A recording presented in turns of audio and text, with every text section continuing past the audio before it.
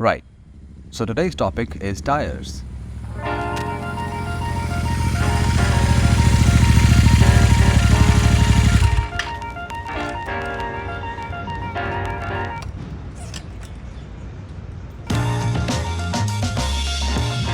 By far one of the most requested update on the channel. I even put up a community post that had a few requests on tires. And then I got numerous questions about them. Hey bro, is it safe to upgrade them? Can you off-road? How many kilometers have you done on them? What make or model should I go with? What is the performance of these tires? For real. Off-road. What would you recommend? You come to see me? Let me start with Pirelli Tyres. Pirelli Phantom tires for the Royal Enfield Twins, in my opinion, are good. And indeed, very capable tires. The only problem was, they had a defect in a specific batch of the tires. And due to this issue, anyone who bought the Interceptor or Continental GT 650 during a specific period had a wobbling issue, myself included. And then there are those who are still using the Pirelli tires without any issues, even after 3+ years of riding. As a precautionary measure, Royal Enfield switched the tires from Pirelli Phantoms to Seat tires. We often blame the tires, like they are not wet weather tires and we got into an accident because the tires were not good. Now this is not true. The tires are very capable. The rider, when unable to adapt to the riding conditions, will definitely meet the consequences of not taking proper actions. What I mean is, if you ride at the speed of 140 km per hour in an 80 or 100 km per hour zone, and then brake too hard due to unfortunate events unfolding at the speed of light in front of you, then tires or traction control will not be able to protect you. No matter how good the tires are, you need to have the skills to deal with the ambient road conditions. If you feel the tires are not safe, then might as well get a car. Oh, you gotta be kidding me. Yeah, I am. Do not change your tires because you saw a video on YouTube that if you change your tires to XYZ brand, your motorcycle will be like Spider-Man on road. And you will be able to corner like Valentino Rossi. Rossi lines up the inside. Dovizioso runs it wide. During the development phase of these motorcycles, many different tires are tested, and to some extent, the cost of these tires will be taken into consideration when a tire is finalized. But manufacturers will not fit unsafe or bad tires to these motorcycles. If a huge percentage of customers after buying these bikes go out and kill themselves or have accidents, it will not do them very good in terms of sales or brand image. It genuinely will not be in their interest to fit bad tires. Right, so you are in a position that you need to fit new tires to your motorcycle as your old ones have worn out. And you want the very best ones. Ones that will be worth your money and will last you a long time.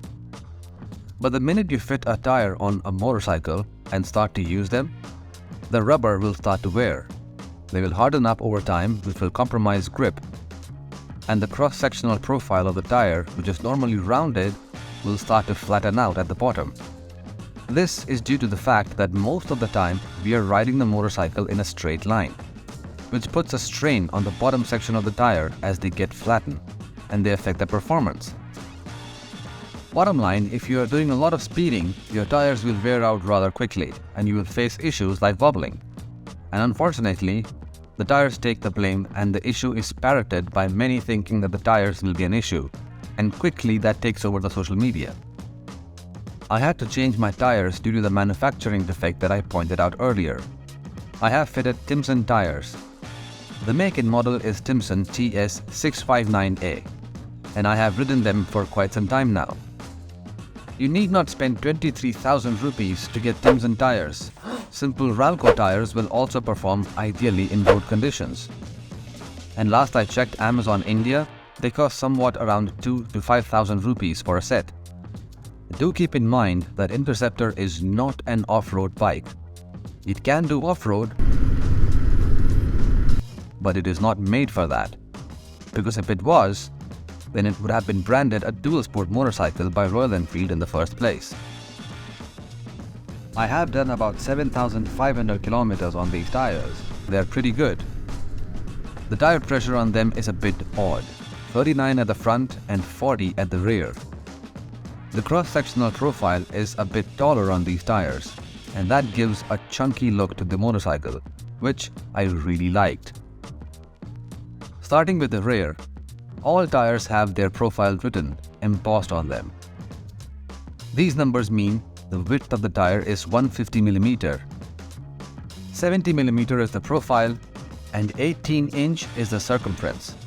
There is also this 3921, which is the date of manufacturing, the month of manufacturing, and the year of manufacturing. So this tire was made in September of 2021, which is relatively new when I purchased this in May 2022. Although these are road tires, I did do some off-roading with them when I went to Spiti. Needless to say, they did well there. And no, I don't recommend doing off-roading with these tires. They do make the bike slightly heavy. I don't know by how much, since the rear tire is 20 mm more thicker than the OEM ones, which gets balanced due to the fact that I have added aftermarket exhausts, which are considerably lighter than the OEM ones. I really like the way these make the bike look. Even the pattern on the tire is quite nice. The wider rear tire looks absolutely amazing. It has more contact patch on the road, and due to that fact, it grips the road quite well. I am no racer myself, but it does feel like it handles very nice. I like it very much. In my opinion, it should have come like this from the factory. But taking the cost into consideration, Royal Enfield left the choice on the customers to modify it later on. The customization is an easy process and is a straight fit, meaning you need not compromise on anything when fitting a wider tire on the swing arm. It fits with ease, and there is sufficient gap on either side of the tire unless you go beyond 160 mm section. That is when you need to consider modifying the swing arm. I did not increase the width of the front tire and chose to keep it at 100 mm, although it can be increased to 120 without any modification. However, 18-inch wheels are quite hard to find, and even if you do find them, they lack options, unlike 17-inch and 19-inch. However, the downside of having a tall cross-sectional profile is that the rear tire is in contact with the road after you've put the motorcycle on center stand. Also, I much rather buy a tire in a set, as in it is my personal choice to not buy single tires. Although you can do that, I just choose not to. It is just easier to change the set and not having to worry about when to change the front tire or the rear. And when you are going to get the tires changed, it is my advice to take it to a professional and have them do it with a hydraulic machine, rather than them doing by hand. Reason? The paintwork on the tire will stay intact as opposed to someone using a thick iron rod and scratching your precious rims all over. These little things just trigger my OCD. Last but not least, I know that these days, finding tires is extremely hard for two main reasons. The prices have gone up. I can't even afford that. And import of tires have gone down drastically as compared to pre-COVID situations. I checked Roadpowercustoms and they have a set of Pirelli Phantoms, which will not be a cheap alternative.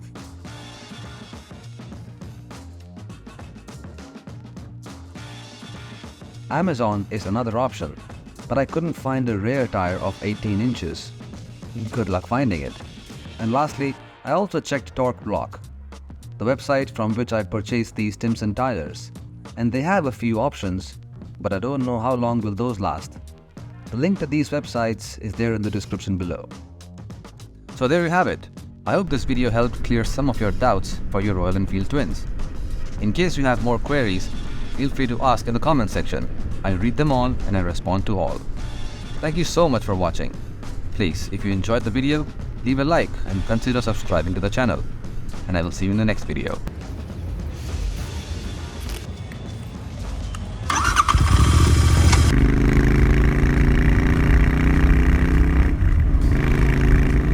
We out.